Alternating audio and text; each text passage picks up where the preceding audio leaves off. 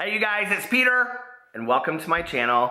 Peter likes books. Thumbnail.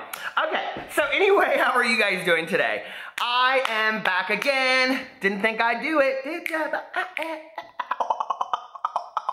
Okay, I have been like posting videos every day. I am back into the swing of loving, and so has PP, but we're back. Oh Lord, we don't need all that, but we're back into the swing of things. So today I wanted to like do something kind of different. I was just like, I'm trying to come up with like random videos because like I don't want to just do, I mean, I love these videos, don't get me wrong, and I watch them, but like I don't want to just do haul videos and, you know, TBRs and what I didn't read and all that kind of stuff. But I am going to do an April wrap up this week, which is probably like 3 books. So anyway, please hold, I need a drink of my coffee. All right, slurpy slurpy. So what I wanted to do today was, this is actually going to be something that I'm going to start on my channel. I may do it like once every other month. I'm not going to do it every month. But at the end, I'm going to tag some people. Now, today I'll probably tag people that I typically tag, okay? But starting going forward, I'm going to start tagging other people. And the reason for this, the reason I'm doing this is for 2 reasons. I think it's a good way to expose people to books that I love, number 1. Because people ask me all the time for book recommendations. Number 2, I think it's a good way to expose you guys to other booktubers, okay? So what I'm going to ask is, no questions asked, the booktubers that I list below, just go follow them, okay? Just go subscribe to their channel. It's as simple as that. They need the love. They deserve the love. And then you can pick and choose if you really want to buy these books or get them on Audible or go to the library or the half-price books or whatever. But what I wanted to do today was, I wanted to go through here and pick out some books that I read that for me were great. We're coming up on summer. Were great summer reads, okay? And I'll probably do an even more in-depth one if I do it next month, excuse me. But like I said, I just randomly went to the bookshelf. So what you do is you go to your bookshelf and you just randomly pick 5 books that you think are great summer reads, okay? And then you come and then you just talk about them and why you would recommend them. And then at the end of it, you tag, I'm gonna say, let's tag 3 more people, okay? 3, it's not a lot. And then it's kind of like pass it on, follow BookTube. Now I know not everybody's gonna do it, but whatever. Okay, so let's get right into this. PP, what are you doing? No, PP, he's licking the books. He loves the taste of books. I love the smell of books. Okay, so years and years and years ago, somebody recommended the book, The Mysteries of Pittsburgh by Michael Chabon for me to read, right? And I, like, never read it. It sounded good, but I was like, I don't know, like, I have to be, like, in the right mood to read something like this. And so let me read to you guys what it's about. It says, at the beginning of the summer, I had lunch with my father, the gangster, who was in town for the weekend to transact some of his vague business. The sheltered son of a Jewish mobster, Art Beckstein, leaps into his first summer as a college graduate as cluelessly as he capered through his high school years. But new friends and lovers are eager to guide him through these sultry days of last-ditch youthful alienation and sexual confusion in a blue-collar city where the mundane can sometimes appear almost magical. This book is so beautiful, very dark. It really reminds me of so many different books. It reminds me of The Great Gatsby. It reminds me of Catcher in the Rye. It reminds me of like a modern day John Green book. It's like so many different beautiful books combined. I love this book. I absolutely love this book. And it's a really great sit outside and read kind of summer book. I will tell you this, that there's like, I wouldn't say like partying, but they go to like these parties. So like, I don't know, like, it's very fun. It's very, like, do you remember, like, you know, in The Great Gatsby, how, like, they had the parties and it just reminds me of that a lot. But then the main character, there's a lot of desperation and soul searching, and it's a coming of age novel really about him. It also deals with sexuality, and it deals with bisexuality, and all kinds of stuff in here. It's just a beautifully, beautifully written book. And if you don't know Michael Chabon, he's written a lot of books. He's like award-winning novelist, and it's just absolutely incredible. One of the things that's interesting is that when I read this book, I really thought it was current. Like it had come out like in the last 5 years. I think it's like 1971. Hold on a second. No, it came out in 1988. So like this book came out when I was a sophomore in high school. And I was like, it reads very current, which is, I thought, interesting. The next book that I picked off my shelf was actually gifted to me, and I read it, and I actually also listened. Actually, please hold for some more coffee, please. My camera's rattling. I also listened to it on Audible, and I would recommend reading it or listening to it on Audible. It was great both ways. And that is Simon vs. Homo Sapiens Agendan by Becky Albertalli. She actually has a brand new book out. I don't know anything about it. I haven't read it. I want it. So anyway, and it says here, Teen Vogue said the love child of John Green and Rainbow Rowell. Well, I don't know that I would agree with all that, okay? But it's a standalone. I mean, it's like a gorgeous standalone. I don't know. Like, it goes darker than John Green, and I think Rainbow Rowell, if that makes sense. It's a dark book. So, let me read it to you.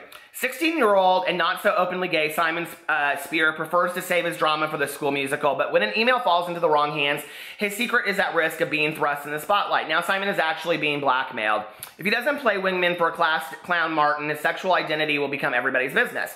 Worse, the privacy of Blue, the pen name of the boy he's been emailing with, will be jeopardized.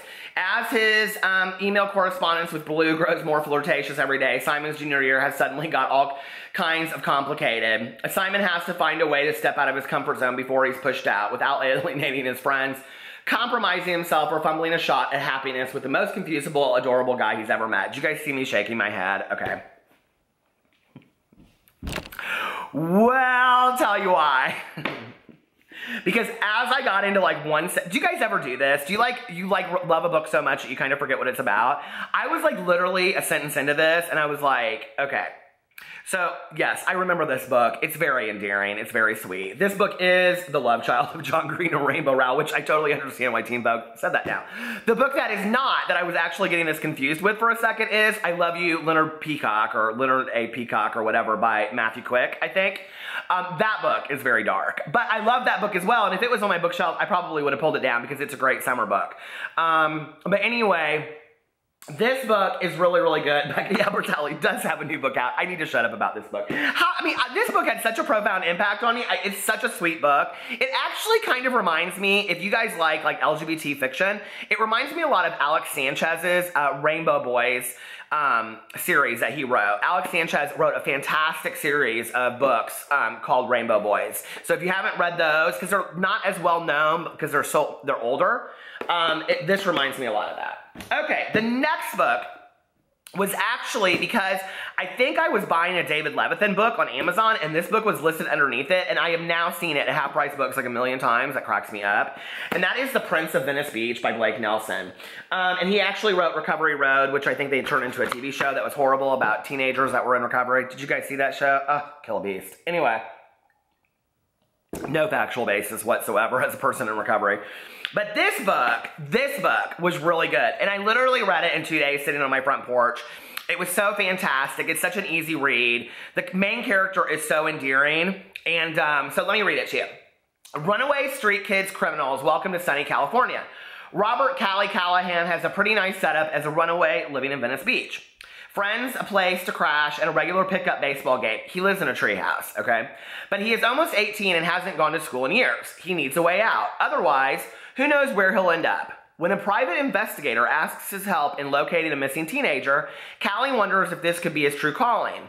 But searching for the rich and beautiful Reese Abernathy, who would do anything to stay hidden, brings him into a world that's more exciting and more dangerous than he's ever known.